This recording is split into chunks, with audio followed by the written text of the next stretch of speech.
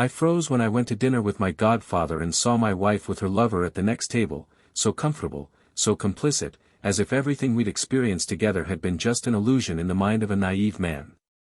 It was like looking into a shattered mirror, trying to recognize my own image amidst the shards, unable to understand where exactly everything began to crumble.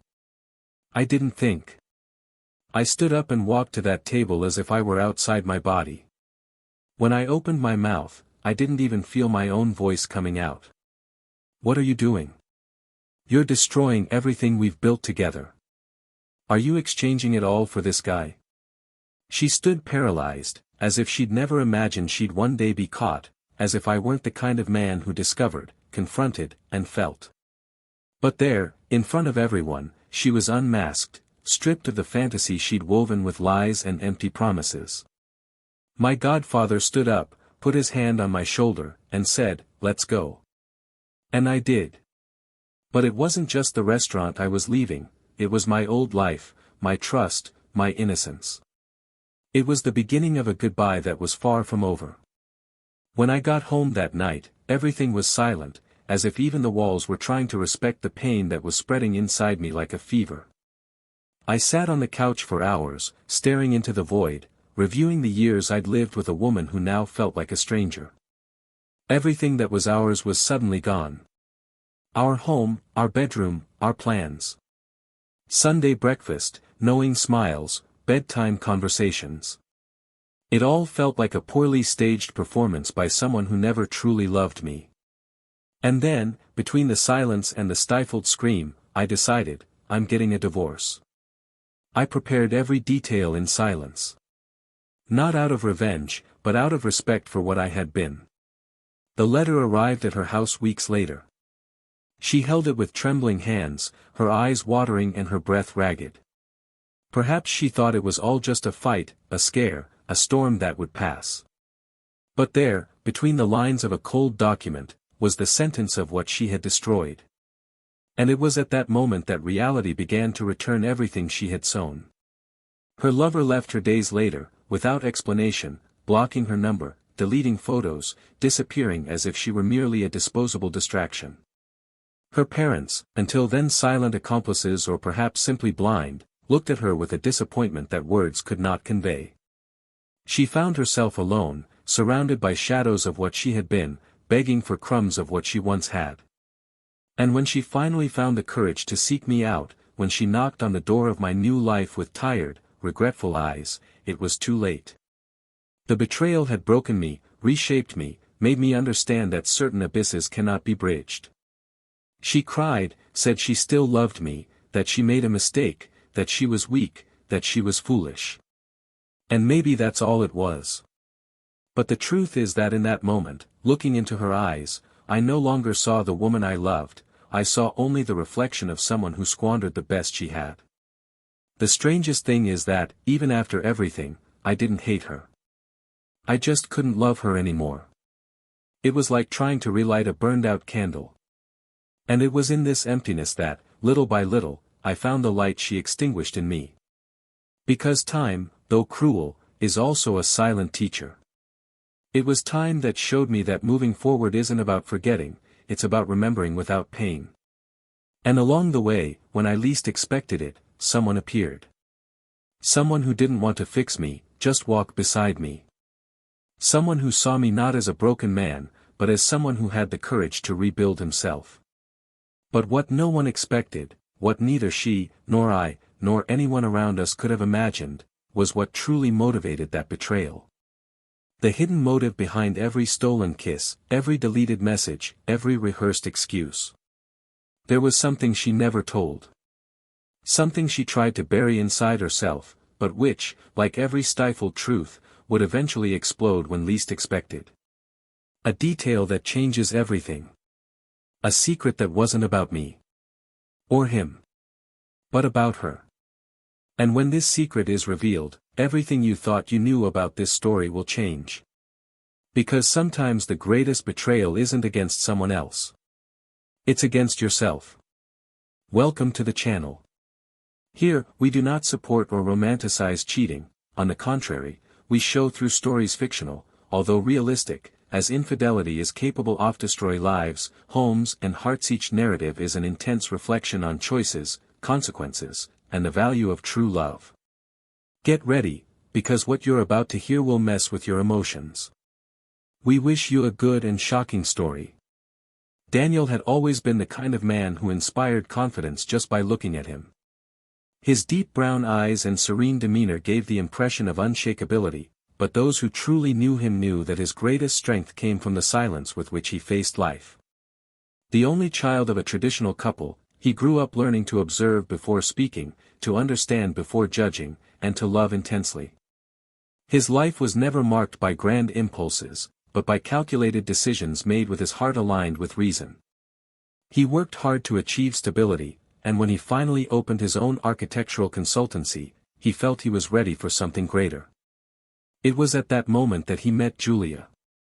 She was the opposite in energy, but identical in essence. Julia had a free smile, easy conversation, and a curious gaze.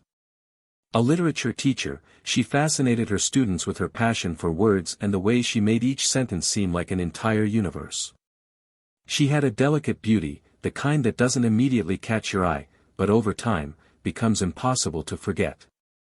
There was something in her way of observing the world that touched Daniel deeply. When they met in a bookstore, it was as if a new era had begun. They exchanged words about favorite authors, but it was as if, behind each quote, they were exchanging pieces of their souls. Their relationship blossomed naturally. There were no games, no exaggerated doubts. It was as if they had both been ready for this encounter for a long time. The house came before the wedding. A bright two-story house with large windows and a small garden where Julia grew lavender and basil. Daniel built the office in the back of the house, with large glass windows so she could watch him work while preparing her lessons in the living room. Over time, they developed a routine that wasn't monotonous, but comfortable. They shared tasks, laughed at the small daily failures, and knew exactly how to calm each other when the world seemed too much. There was so much love there. A silent, firm love, built on the details. Daniel liked to make breakfast on Sundays, and Julia made a point of leaving hidden notes around the house. He kept them all in a wooden box, like someone protecting good secrets. They traveled little, but made a point of having lunch together every day, even if it was just for 30 minutes. It was the kind of relationship that seemed immune to the storms of the outside world, especially because they both believed in communication as a bridge across any abyss. Friends used to say they were the ideal couple, and for a long time, Daniel believed it too. Their best man, David, was a constant and essential figure in both their lives. A former college classmate of Daniel's, they became almost like siblings over the years. Julia met him shortly after she started dating Daniel, and the bond between them was natural. David was easygoing, fun, charismatic, and a natural part of the couple's routine. It was common to see him on Friday nights having dinner with them, playing cards, or simply chatting late into the night. For Daniel, having him as their best man was an obvious choice. There was trust, affection, and a long history of loyalty between the two. The wedding was simple, elegant, with few guests and many sincere smiles. The ceremony took place in a country house borrowed from friends, surrounded by trees and golden late afternoon light. The vows were handwritten and read with emotion. Julia trembled slightly as she said her words, while Daniel held her tightly, his eyes brimming with tears. David, overcome with emotion, gave a speech that drew laughter and tears from those present. That afternoon, everything seemed right. There were no doubts, no shadows. Only promises and an immense hope that the future would be even more beautiful than the present. The first years of their marriage were stable. Julia began writing a book while maintaining her teaching routine. Daniel landed important new clients and began being invited to projects outside the city. When they traveled together, they discovered hidden restaurants and untouched landscapes, and always returned feeling even closer. When he traveled alone, they video chatted every night. Sometimes in silence, just to see each other. There was a complicity. There was the kind of care that can't be taught, only felt. But as in every true story, the days began to subtly change. Daniel began to take on more demanding projects. Sometimes I would arrive late, exhausted. Julia, for her part, dove headfirst into writing and cultural events. They both continued to love each other, but the moments they shared began to diminish. Meals in silence became more common, messages throughout the day less frequent. Small oversights began to bother them. Dates that were once celebrated with enthusiasm now passed with a simple, happy anniversary, between one task and the next. The love was still there, but it was being overshadowed by a routine that slowly consumed them both. Daniel noticed the changes, but believed it was just a phase. He thought it would only take a little time for things to fall into place. He planned a trip to celebrate their 6th wedding anniversary and booked the same cabin where they'd spent their honeymoon. Julia smiled when she found out, but said she might not be able to go because of the book launch. It was the first time Daniel felt like he was fighting alone to maintain something that had once been theirs. But he didn't complain. He simply accepted it and tried to convince himself that she needed space. The attempts at reconnection continued. He started coming home from work early. He started cooking surprise dinners, leaving notes in her books, and scheduling movie nights at home with old films she loved. Julia responded with gratitude, but there was a distance in her eyes he could no longer ignore. It was as if she were present, yet absent. As if she lived on a different frequency. Daniel didn't want to accept that. He didn't want to admit that something was breaking. The thought of losing that woman was unbearable, so he decided to persevere.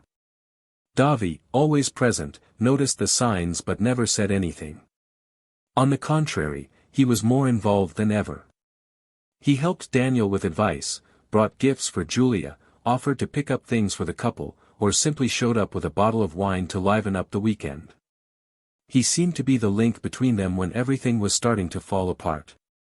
He was the constant presence Daniel needed to avoid feeling alone amid the emotional turmoil that was beginning to set in. Amidst this turmoil, Julia released her book. It was a moderate success, but enough to lead her to lectures, events, and meetings with readers.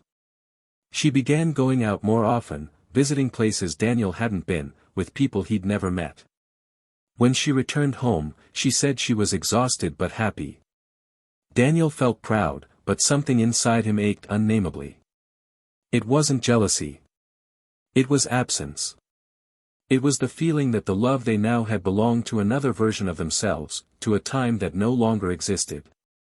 The couple, once synonymous with stability, now walked in silence through the mornings, with averted glances and increasingly rare touches. Conversations were limited to practical matters. The love hadn't disappeared, but it was buried. And Daniel still believed he could rescue it. He believed that with a little more patience, effort, and love, everything would fall back into place. After all, it was still her. The woman he'd met in that bookstore, who wrote notes and dreamed of children. He refused to give up. And that's why he decided to accept David's invitation to dinner at a new restaurant he'd just opened. Maybe getting out for a bit, breathing in some fresh air, talking to someone close to him, would be a way to ease the weight he carried on his shoulders. A light evening. A much-needed break.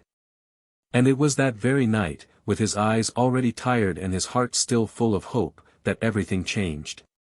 The world, already teetering beneath his feet, would fall apart completely. But he didn't know it yet. He couldn't imagine it yet. He still believed. What he was about to see that night would not only change the course of his marriage, but also reveal hidden truths he would never have dared to ask. Truths that were closer than he could bear. Truths that would make every detail of the past sound different, every gesture seem calculated, every silence take on new weight. Because sometimes, what seems like just a crack is the harbinger of a collapse that began long before, and no one noticed. That night, Daniel had put on a blue shirt that Julia always complimented him on.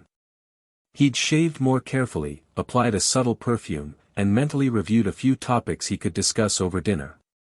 He felt that talking to David, distracting himself for a few hours, would be a healthy break from the constant tension at home. Even without saying it, he harbored a secret hope that, upon returning home, he might bring back a better version of himself, lighter, more capable of winning Julia back through the silence of his actions. When David picked him up, with that familiar smile and his usual relaxed demeanor, Daniel got into the car, unsuspecting. They chatted about small talk, exchanging old stories, like two old friends who understand each other even during breaks. The restaurant they chose was sophisticated, with dim lights and an elegant ambience. One of those places Daniel and Julia used to frequent in the early years, when everything was still new. He found it symbolic to be there. As soon as they entered, Daniel felt a slight unease, as if something wasn't right, but he couldn't quite put his finger on it. They chose a table near the window, where they could see part of the room. The conversation went smoothly for the first few minutes, until, absently looking up, Daniel saw it. At a nearby table, two people were talking with visible intimacy, knowing smiles and hands touching naturally. It was her face that caught his eye first. Julia. Beautiful, well-groomed, her hair loose, the black dress he knew well. But it was the man in front of her who made Daniel's blood heat like never before. It was a face he also knew. It wasn't strange. It was familiar. It was the face of someone close to him. Someone who had been in his home, who had sat at his table, who had held his shoulder at the wedding altar. Someone who had said they cared. Time seemed to stand still for a few seconds. Daniel felt the air escaping from his lungs, the world around him muffled as if submerged. The waiter asked him something, but he didn't hear. His eyes were fixed on that absurd, impossible, yet concrete image. David, noticing his friend's static gaze, turned to follow his line of vision, and for a moment, the world seemed to spin slower. Daniel stood up, his body tense and his steps heavy, crossing the room, unsure of what he would do upon arriving. When he stopped beside their table, Julia froze. Her laughter ceased, her eyes widened, and the wineglass trembled slightly in her hand. The man in front of her tried to compose himself, but his shame was evident. Daniel looked at her and, with a choked voice, asked what she was doing. He asked if this was worth more than everything they had built together. He asked if it was for him that she was exchanging years of complicity. And in that moment, Julia's silence was more painful than any answer. She didn't deny it. She didn't explain. She just stood there, her eyes brimming with tears, unable to say anything that would lessen the damage. David appeared behind Daniel, placed his hand on his shoulder, and told him they'd better go. Daniel hesitated. He was still looking at the woman who swore she'd love him forever and now couldn't look at him. When he finally turned and left the restaurant, the ground seemed to disappear beneath his feet. The drive home was silent. David drove, attentive, but unsure of what to say. Daniel felt a pain so deep it was almost physical.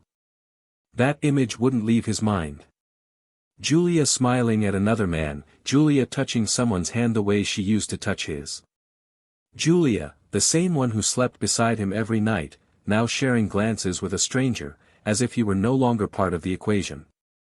When he got home, he didn't turn on the lights. He sat on the couch in the semi-darkness, staring into the darkness as if searching for answers. The ticking of the wall clock was the only sound. The hours passed, and with every minute, he relived the scene in his mind. Every detail. Every gesture. Every second of that unexpected encounter. Over the next few days, Daniel withdrew completely. He avoided conversations, ignored messages, and turned off his phone. Julia tried to contact him, but he didn't answer. He didn't want to hear excuses or promises to change. He wanted to understand how someone he claimed to love could act so coldly. He wanted to know how long this had been going on. He wanted answers that might not even exist. He walked around the house feeling like an intruder. Each room brought a memory, a smell, a fragment of what they had been. Their bedroom seemed smaller. The sofa, colder. Even Julia's books, scattered on the shelf, seemed to mock his naivete. Everything that had been home was now a scene of silent abandonment. It was only a week later that Julia showed up. She let herself into the house with the key she still had, looked at him with teary eyes, and said she needed to explain. Daniel didn't respond. He watched her with a blank stare, as if she were an unexpected and unwelcome visitor. She sat down and began to speak, but the words seemed to come from far away. She said she felt alone, that she had lost herself, that things between them weren't the same as before. Daniel just listened, without interrupting, without reacting. Until she said she hadn't planned it, that it just happened. That it wasn't premeditated, that it was a mistake. And then he stared at her with a cold expression, asking if the laughter and touching at the restaurant had also just happened. Julia lowered her eyes. She said she was sorry. That she still loved him. That she wanted to make things right. But at that moment, something inside Daniel broke forever. The hurt was greater than the love. The pain stronger than the memory of what they had been. He stood, walked to the office, and returned with an envelope. He handed it to her firmly. It was the lawyer's letter. The formal request for divorce. Julia was silent for a few seconds, then began to cry.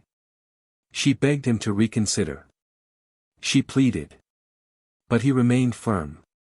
Not out of pride, but out of respect for what they had been.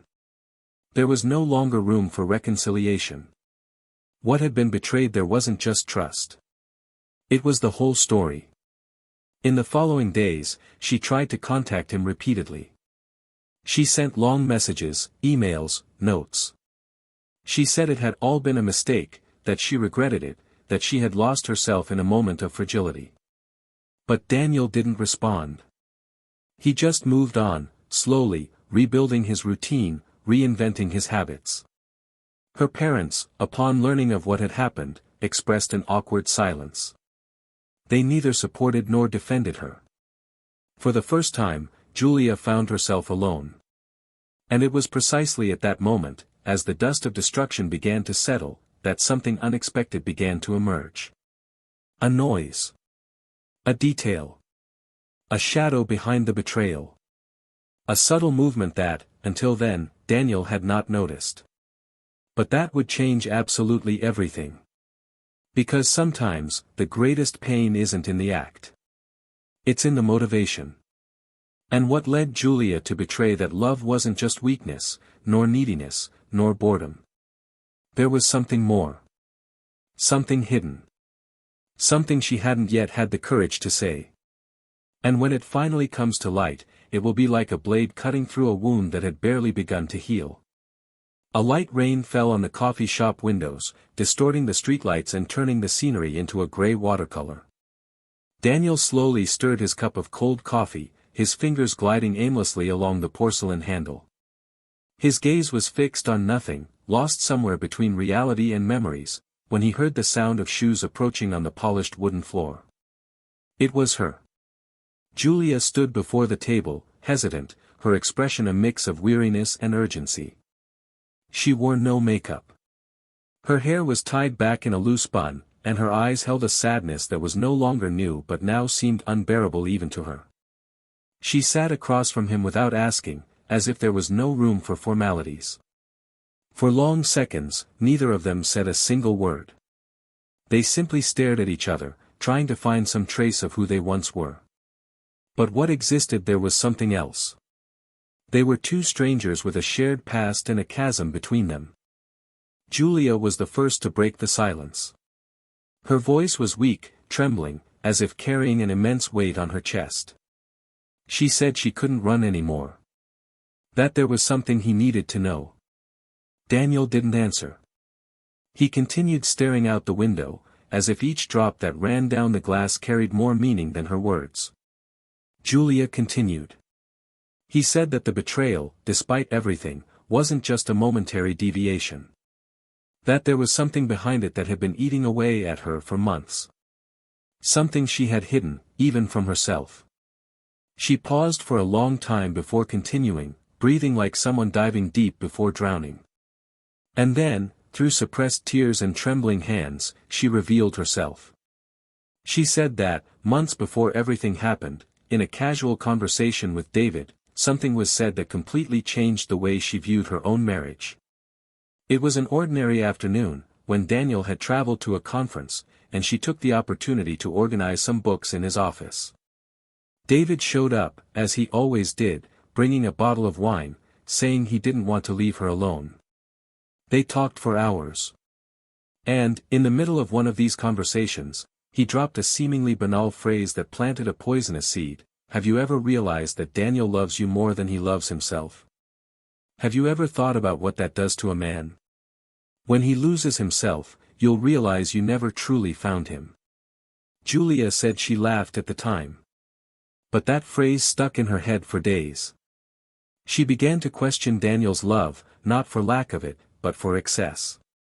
She felt suffocated by perfection, by the absence of conflict, by a care so constant it sometimes hurt.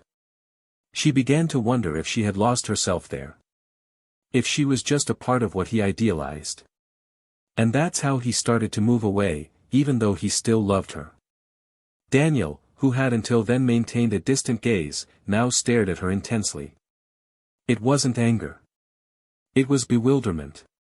Julia wiped away a tear that kept falling and said that it didn't justify the betrayal, but it was what had made her vulnerable to the voice of someone who, at that moment, seemed to see her as herself, with flaws, with doubts, with unconfessed desires.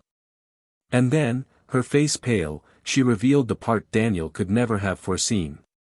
He said David had approached her with much more calculated intentions than he'd realized. She said her godfather himself, her longtime friend, was the one who first began to plant doubts in her about the relationship.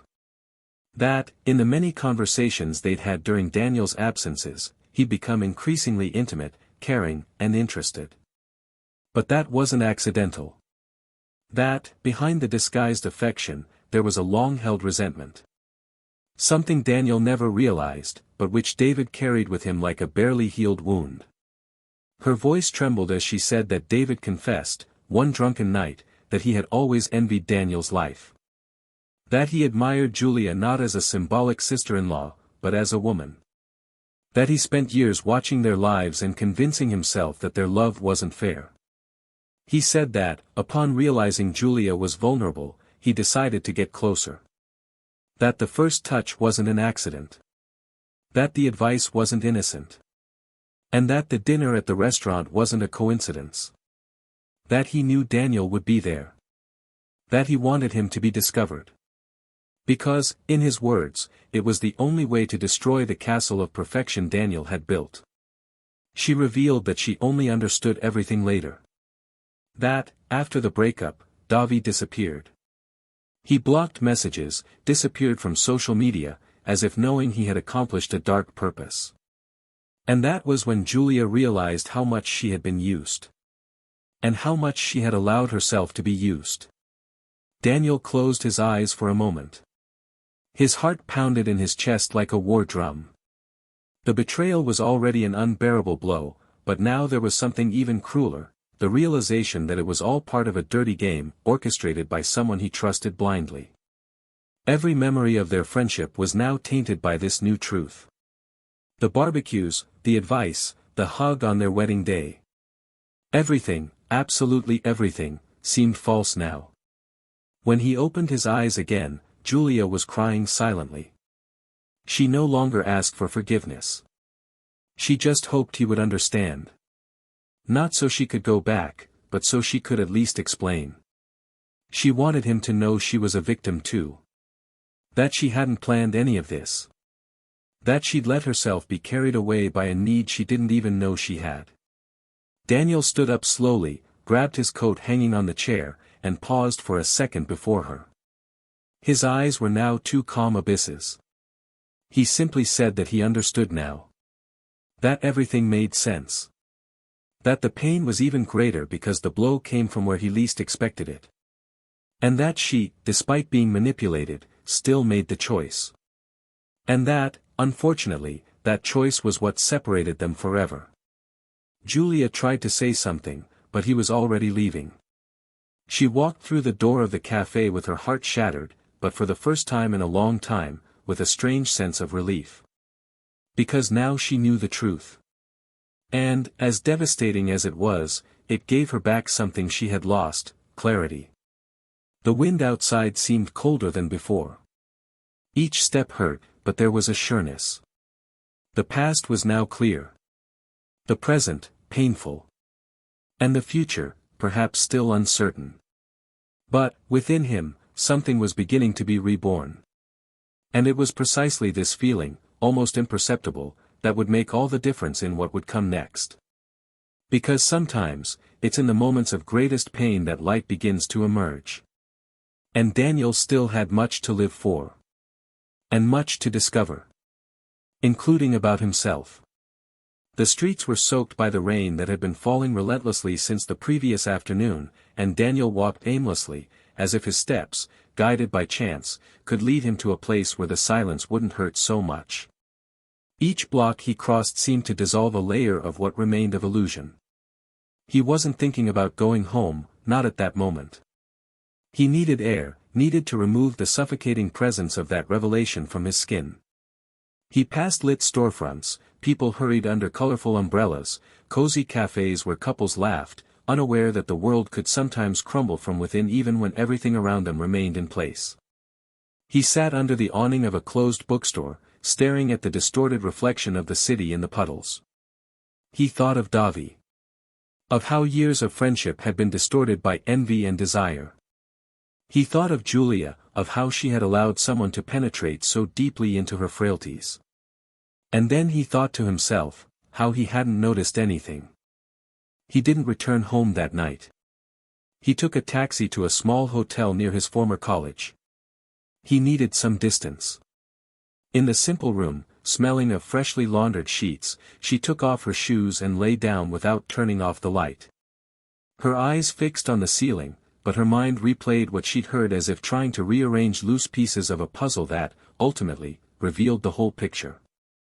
What troubled him most now was no longer the pain of betrayal itself, but the time wasted under the illusion that everything was fine.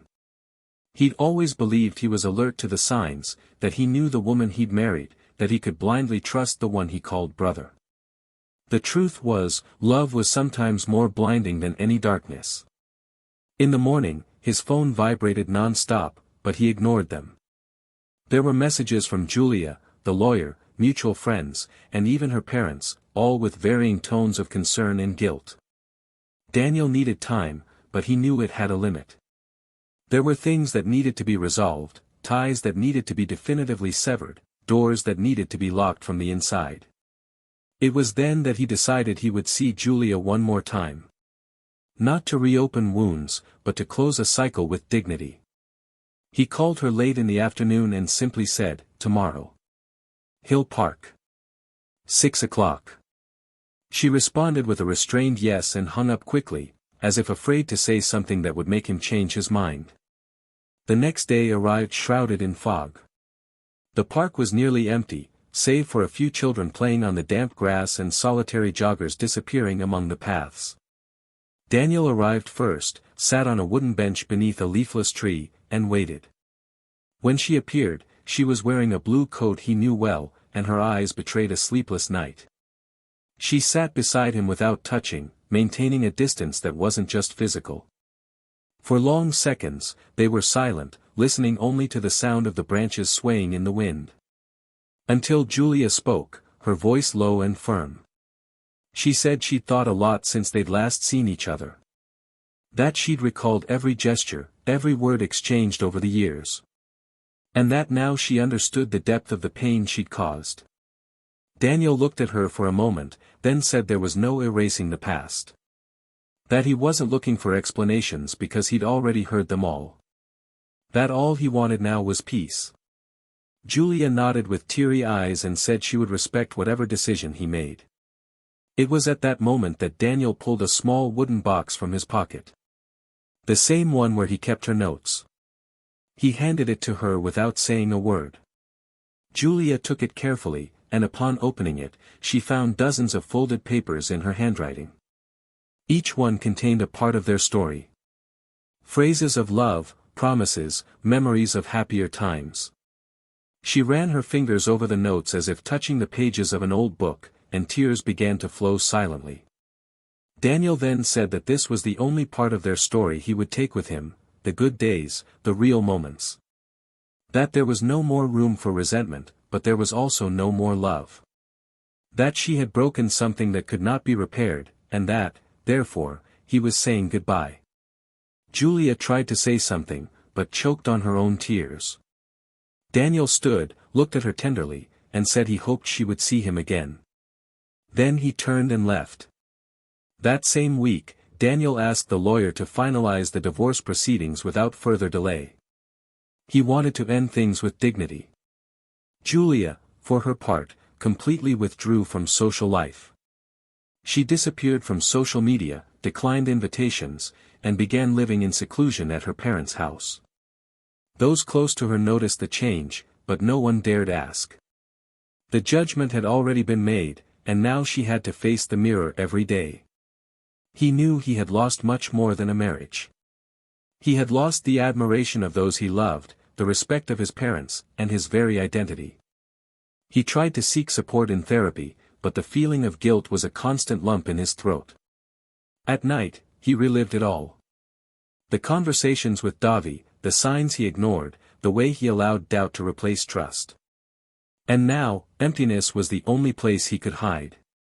Meanwhile, Daniel dedicated himself intensely to his work, but something in him had changed. He was no longer the same man who trusted everyone. He was more selective, more reserved, more aware that love is not enough if it is not cared for in all its forms. Little by little, he reconnected with some old friendships, revived hobbies he had neglected, and began to build a new routine, more solitary, but also more sincere. He began walking in the mornings in the park where he said goodbye to Julia, and it was there, a few weeks later, that he saw a new face among the runners. A woman with a calm gaze and a shy smile, who also always ran at the same time. At first, they only greeted each other with discreet nods. Then, they exchanged quick words about the weather, their fatigue, the beauty of the autumn sky. There was no rush. There was no intention. Just casual encounters that, over time, became expected. One particularly cold morning, she invited him for coffee. And it was there, in that small corner cafe, that Daniel allowed himself, for the first time, to hear a new story. Her name was Elisa, she was an illustrator, and she had also gone through a difficult breakup. They talked for hours. They didn't talk about the past, or pain. Only about art, books, favorite coffees, and music that brought peace. It was as if, in that simple space, there was a safe place where they could both breathe. Over time, their meetings became frequent. There were no plans, no promises. Just the feeling that they were gently rebuilding something. And that was enough. Julia learned, through a mutual friend, that Daniel was moving on. She didn't feel anger. She felt a kind of sad relief. She knew he deserved this. That he deserved to be happy. That he deserved someone who saw him completely, without needing doubts to recognize the value of true love. She cried alone that night, holding the box of notes in her hands. She read each one, as if trying to understand where she had lost herself. And, in the end, she left the box on the fireplace, like a reliquary of a time that would never return. Daniel, in turn, learned that some wounds heal with time, but others require courage. Courage to face the truth, to let go, to start over. With Elisa, he didn't feel the need to prove anything. He simply existed. And that was the greatest gift anyone could offer. Life had taken turns he never imagined. And now, for the first time in a long time, he felt exactly where he was supposed to be. And as he held Elisa's hand during a peaceful afternoon walk, he realized that love, when true, doesn't require silent sacrifices, power plays, or constant tests.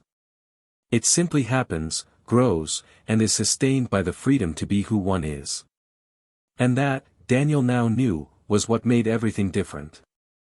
The weeks that followed were a time of silent adjustment for everyone involved, as if each were relearning to navigate a new version of the world, now without masks, without excuses, and without the emotional crutches that had previously sustained their failures. Daniel continued his more introspective days, immersed in a new routine that wasn't filled with euphoria, but with serenity. For the first time in a long time, he felt he had complete control over his own choices. Elisa didn't ask questions about his past. She respected the silences and knew how to embrace the gaps that still existed between one conversation and the next. There was no rush to become something definitive, and perhaps because of that, precisely because there was no pressure, things flowed smoothly. Daniel realized he was learning to be whole again, now no longer as part of an idealized couple, but as someone who recognized the value of emotional freedom and the depth of a connection built on the honesty of small moments. And it was in this reconstruction that he found something even more valuable than love itself, peace. Meanwhile, Julia was undergoing a painful process of emotional reconstruction. She had left her parents' house and rented a small apartment in a remote neighborhood, where no one knew her, and where she could walk the streets without judgmental glances or hidden whispers. There, within the bare walls of her new home, she dedicated herself to writing again, but now with a different tone. They were no longer novels filled with unattainable ideals, but short, dense stories about choices and losses, about the emptiness left when you throw away what you should have protected. Deep down, she knew there was no longer room to repair what was destroyed, and this recognition was perhaps the greatest act of maturity she had ever performed. The messages she still wrote to Daniel were never sent. They remained saved in drafts on her phone, like belated confessions that required no response. She no longer sought forgiveness as a way back, but as a final gesture of respect for everything they had experienced. He knew that love, in the end, was not about keeping the other person by your side, but letting them go when their very presence became a source of pain. It was one autumn afternoon, while visiting a gallery where Elisa was exhibiting some illustrations, that Daniel realized his life had truly turned a corner. The works were colorful and vibrant, but they held a subtle melancholy that reflected the artist's own story. Between one canvas and another, he found a figure that reminded him of himself, a solitary man sitting before a cup of tea, his gaze fixed on a half-open window. There was no face in the painting, only a silhouette and body language. And even without a name, without context, he knew it was him. Elisa saw him standing before the work and approached silently. She gently touched his arm and said it was a tribute. Not to him directly, but to all who had had the courage to carry on even when all seemed lost. Daniel smiled with a slight tightening in his chest, as if grateful for having been seen in his entirety. For the first time in a long time, he felt not only understood, but welcomed. Life began to reorganize organically. Work commitments returned to their natural rhythm, weekends began to include outings with Elisa, unpretentious dinners, and conversations that flowed late into the night. Daniel didn't talk much about the past, but when he did, there was no longer any resentment. He spoke with a tone of learning, like someone revisiting an old road through the eyes of a new traveler. The scars were there, yes, but they no longer hurt as before.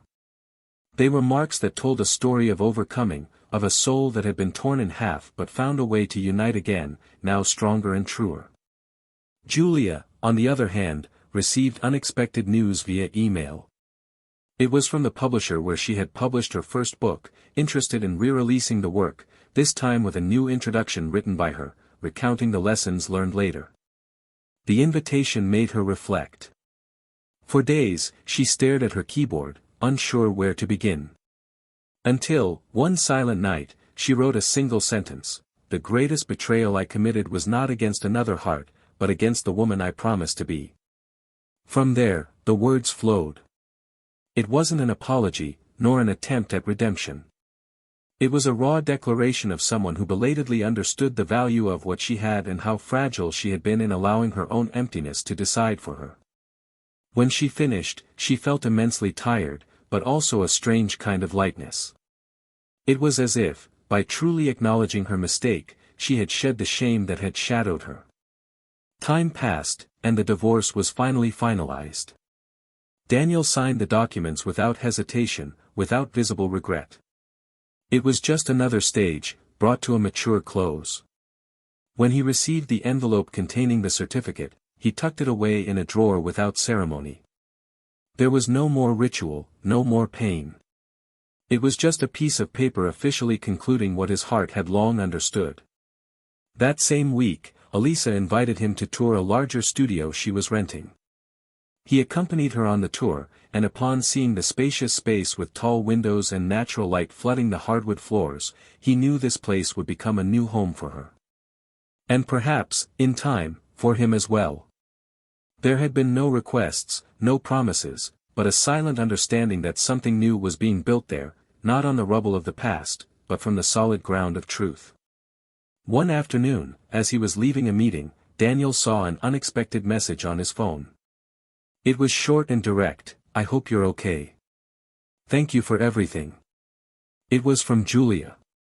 He stared at the screen for a few seconds, without anger, without nostalgia, just with a sense of closure. He didn't respond. There was no need.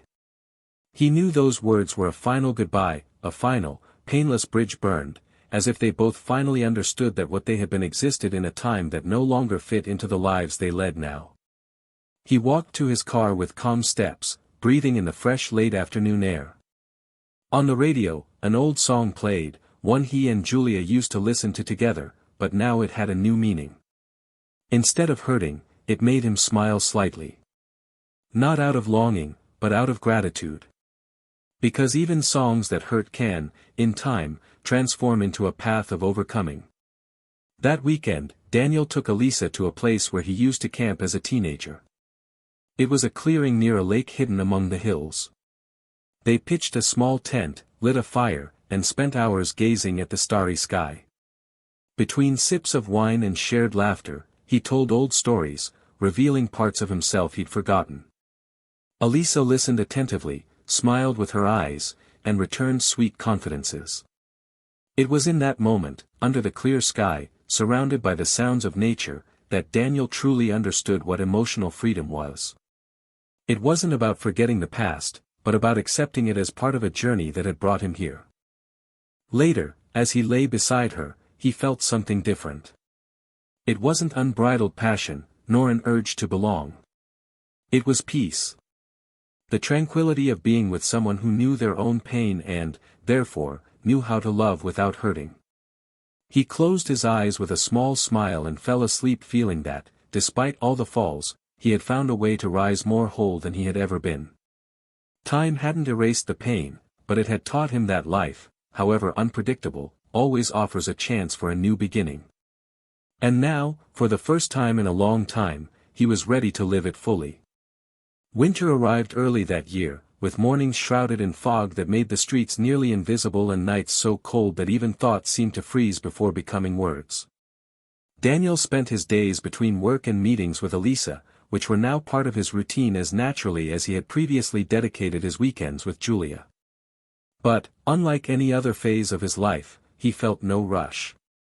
Elisa didn't demand answers, make promises, or create unrealistic expectations. She was simply there, present, whole, silent in her understanding and generous in her gestures. When they sat together on the sofa in her house, wrapped in a simple blanket, talking about books or preparing a random recipe, Daniel realized how true love made no noise. It didn't come with outbursts of emotion or grand gestures. It was born in the midst of everyday life, in the small details, in the pauses where the other remained, even without words. One night, on their way back from dinner at Elisa's friend's house, he parked the car in front of her building and stood there, his hands on the steering wheel, staring out the cold, fogged-up window. Elisa noticed the silence and waited.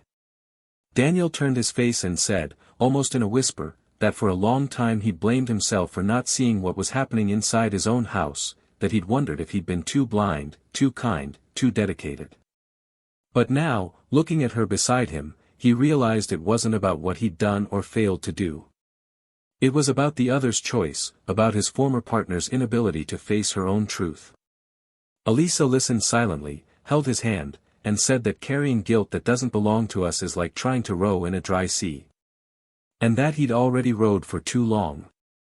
Meanwhile, Julia was facing a turning point in her life.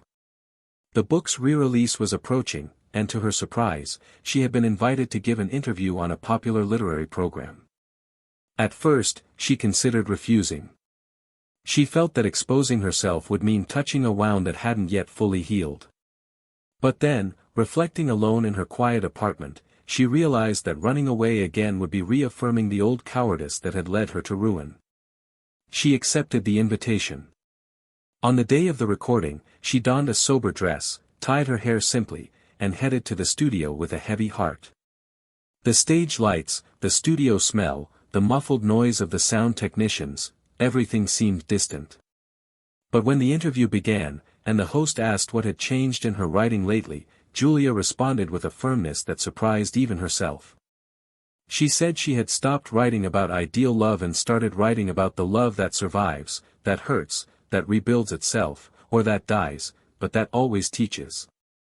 And when asked about regrets, she hesitated for a brief second before saying that yes, there were many, but that now she transformed them into raw material for her writing, because only those who break themselves learn to narrate themselves completely.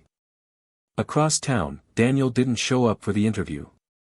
Not out of indifference, but because he no longer felt the need to look back. At that point, his energy was focused on building the present.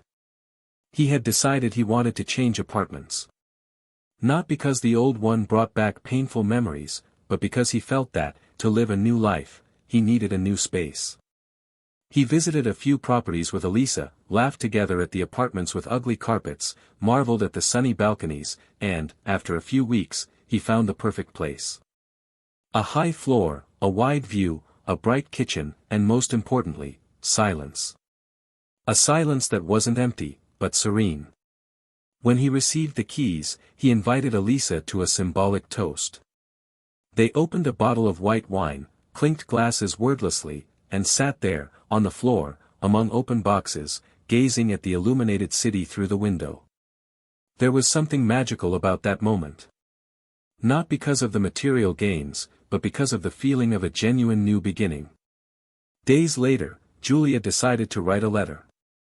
It wasn't an apology, nor an attempt at reconciliation. It was, above all, closure. She wrote calmly, unhurriedly, letting the words flow as if telling someone else's story, but a real one.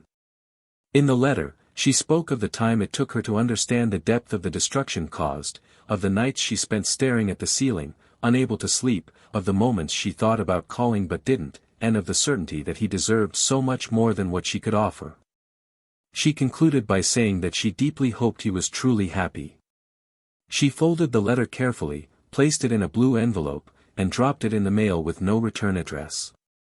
Daniel received the letter a week later. He read it in silence, sitting on the balcony of his new apartment, with Elisa inside making coffee. When he finished, he took a deep breath and put the envelope in a box he kept only for important papers. Not out of attachment, but out of respect for what had been. That same night, Daniel and Elisa went to a small play performed by an independent group. It was a play about new beginnings, broken bonds, and unlikely reunions. In one scene, the protagonist said that, forgiving isn't forgetting, it's remembering without pain. Daniel gently squeezed Elisa's hand. She looked at him and smiled, as if she knew exactly what that phrase meant. When they returned home, the night was clear, and the air carried a strange freshness. They walked hand in hand, unhurriedly, exchanging confidences about small dreams. He spoke of his desire to one day travel to unknown places, and she spoke of illustrating a children's book. The simplicity of their desires united them more than any grandiose plan. Because they had both learned that true love isn't the kind that promises the impossible, but the kind that builds the possible day after day, with patience, truth, and dedication. Meanwhile, Julia decided to take a trip alone. She bought a ticket to the countryside, to a small town surrounded by mountains and little-known trails. She wanted to get away from the noise, the pressure, the stairs.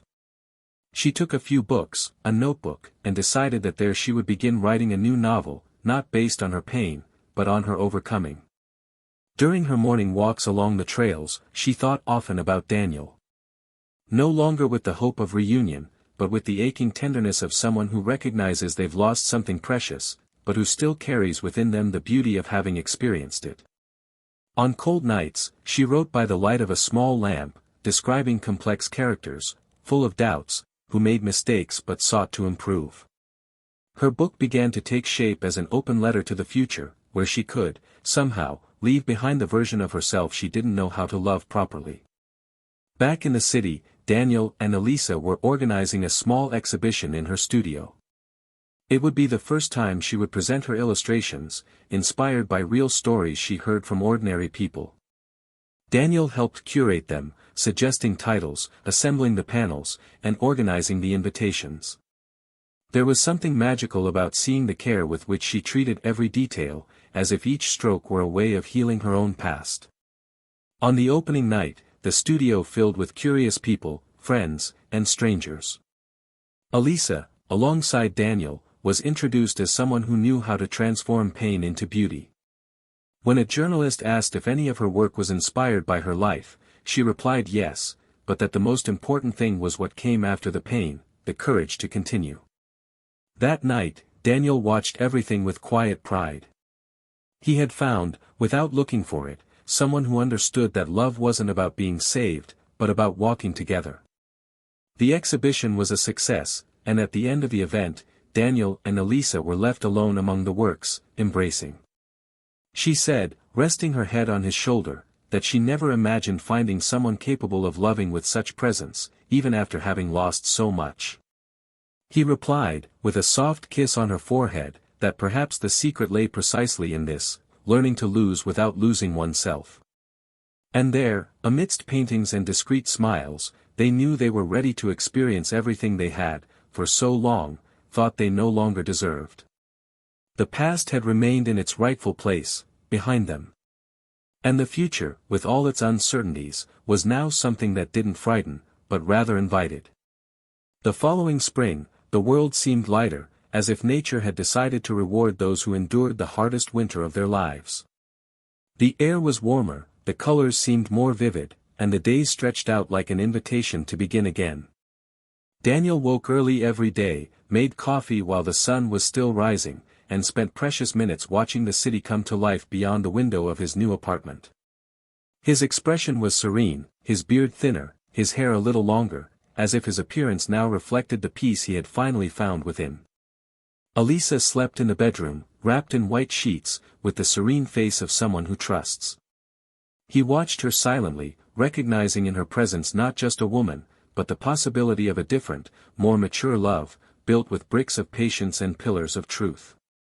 That same week, he received an invitation to participate in a talk on emotional overcoming, hosted by an institution that worked with people recovering from abusive or traumatic relationships. Initially, he hesitated. He didn't see himself as a role model, but the proposal was to tell his story, not as a model, but as a journey. He accepted. And that night, before a small, attentive audience, he spoke honestly about choices, about broken trust, about grief that isn't mourned at funerals, but on silent pillows. He didn't name names, didn't seek out villains. He spoke only of paths and consequences. When he finished, he received an intense applause that stemmed not from the spectacle, but from identification. Some people approached to thank him, others simply smiled with moist eyes.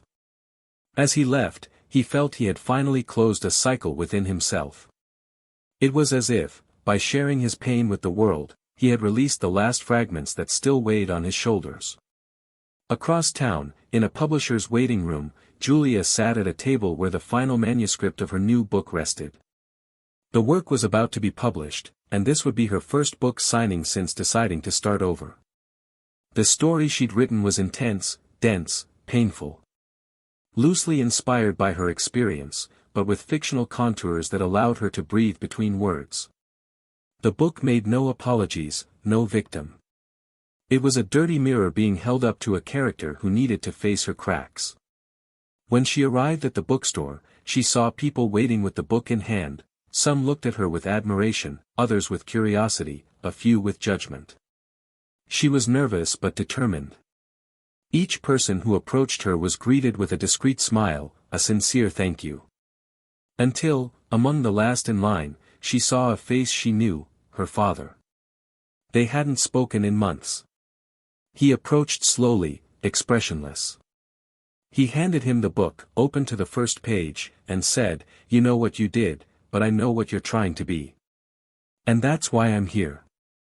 Julia held back tears, signed the book with trembling hands, and hugged her father as if for the first time. In that gesture, there was no absolution, but acceptance. It was enough. That same night, while Julia relived every step of her reunion with her father, Daniel and Elisa were at a simple dinner with close friends. Nothing extravagant, just a moment of sharing between people who respected each other and who, somehow, knew what it was like to start from scratch. Amidst laughter and toasts, Elisa took Daniel's hand and, with a serene look, told him she had received a proposal to illustrate a children's book to be published in Europe and that she might need to spend a few months away. He looked at her for a few seconds and then smiled, telling her she should go, that there were no bonds more beautiful than those that allow flight. She replied that she could only leave in peace because she knew he would be there when she returned. There were no promises, just a silent understanding that true love is made of freedom and trust, not possession. As Elisa prepared for the trip, Julia finally did something she'd been avoiding for months. She returned to her old apartment. The place was now empty, clean, ready to be rented, but the walls still held echoes of what had once been. She walked through each room as if exploring a museum of herself. In the living room, where they'd argued so often, embraced so often, and believed they would be forever, she sat on the floor and cried unashamedly for a moment. She let the tears flow, not because she wanted to return, but because she understood with all her soul what she'd lost. When she got up, she left an envelope on the kitchen counter with a letter addressed to the next resident. It didn't say who it was, but it told a brief story about how this place had once been home to a love that had been broken. And it ended with a sentence, "Take care of this place as you would take care of a heart that has loved too much." Months passed. Elisa went to Europe, where her work was enthusiastically recognized. Daniel continued his routine, now more fulfilling with new projects, new friends, new possibilities. They maintained constant contact, but with a light touch, as if knowing that love doesn't need vigilance to survive. And one day, when he opened the mailbox, he found an envelope from France. It was a hand-drawn illustration of two figures walking down a road covered in autumn leaves, with the following inscription in the background: "Even though distance exists, what connects us never dissolves." Daniel smiled, hung the picture on the living room wall, and knew that no matter where they were, there was a bond there that no past pain could ever break. Julia published the book. It was well received. She gained readers who were moved, who identified with her, who saw themselves in the mirrors she dared to clean. But the most important thing wasn't the praise, but rather the discreet messages from people who, like her, had made mistakes, fallen, and decided to rise with dignity. She became a reference for those who wanted to rebuild themselves, but without escaping their own shadows. And there, in that new phase, she found meaning in the emptiness that had previously seemed unbearable. David, the man behind the rupture, was never seen again.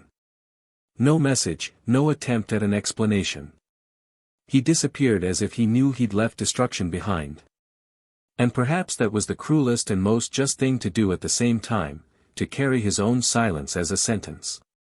He was never mentioned again, nor remembered, as if his absence were the most dignified way to remove him from the narrative of everyone's lives. Daniel and Elisa met again months later, in the same park where they had exchanged their first words. The joy was simple, intense, and unassuming. They sat on a bench under the trees and simply looked at each other. They didn't need to say they were ready. They already were. And there, amid the rustling of leaves and the quiet sound of laughter, they understood they had finally arrived at the place everyone longs to be, a place where truth doesn't hurt, love doesn't wound, and time doesn't scare. If you've made it this far, tell us what you thought of this story in the comments. We'd love to hear your thoughts. And don't forget to subscribe to the channel, because here, every week, you'll hear real and moving stories that show how life can be unpredictable, but always gives us the chance to start over. This story reminds us that betrayal doesn't just destroy the moment, but everything that was built. It tears apart trust, erases stories, hurts families, and leave scars that not even time can completely erase. It's a choice that changes destinies, and often irreversibly. This channel does not support, encourage, or romanticize any type of betrayal.